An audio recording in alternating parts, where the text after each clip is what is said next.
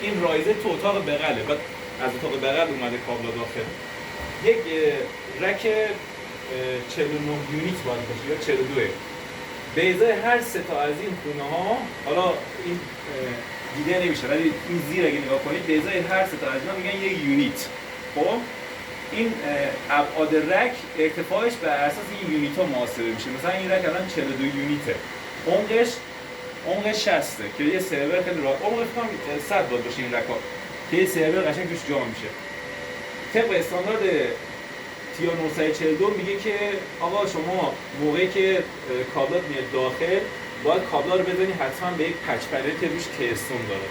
این کیستون ها باعث میشه که اگه این پچ کابلا آسیب ببینه فقط همین پچ کابل آسیب دیده، پشتش که کابل اومده همونجوری سر جاش هستش که اونجوری فقط اینو عوض کنی دوباره راه بیفته.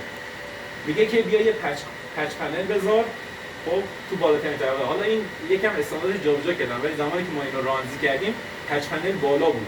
بعد یه دونه کیبل منیج، اصطلاحاً میگن کیبل منیج که کابل توش مدیریت میشه. حالا نگاه نکنید الان آرایش اینو به هم ریختن، اینو خودتون میگم ما اینو رو کامل آرایش کردیم، منیج کردیم، بهش تحویل دادیم.